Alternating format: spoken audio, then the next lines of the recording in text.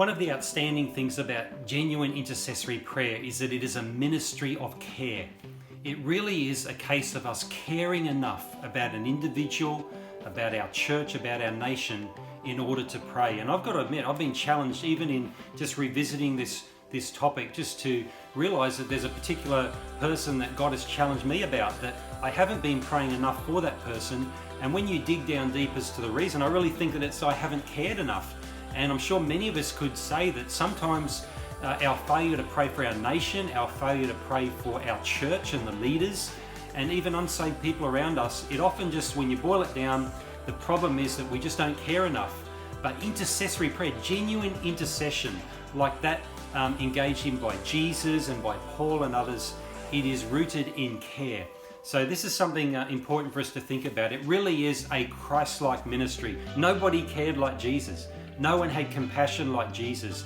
And the man, the woman who is really interceding, the genuine intercession is just driven by this care for someone else's well-being. Just like to share with you a couple of things. Firstly, one of the outstanding examples is a very quick reference to a man called Epaphras in the New Testament, who he's not an outstanding character in the sense of taking up a lot of space, but he is outstanding in what he did.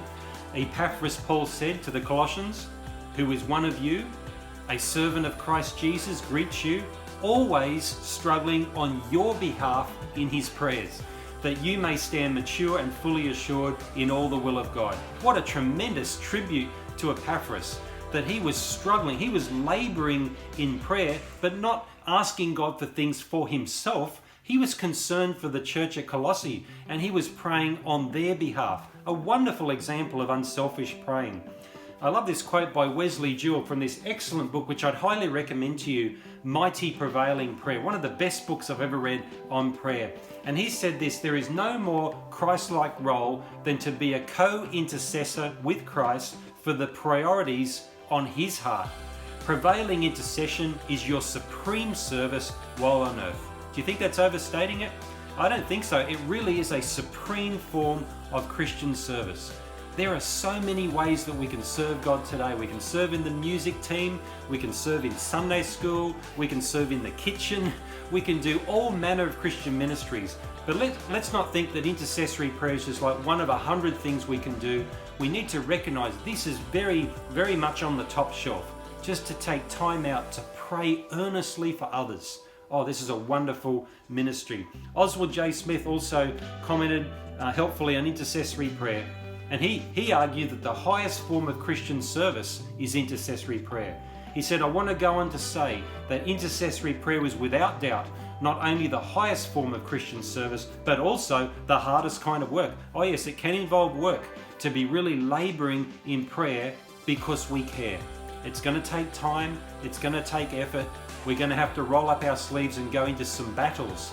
But this is a wonderful Christ-like ministry of care. I want to encourage the men who are watching this to step up and be men of intercession. I want to encourage the ladies who are watching this to step up, pray. Those of you who are mums, praying for your children, praying for your families. We need praying women. Paul encouraged men in 1 Timothy to lift up holy hands in prayer. And then a little bit further in the book, he encouraged widows to be continuing night and day in prayer. We need praying men, we need praying women, and then we need to get together and intercede collectively.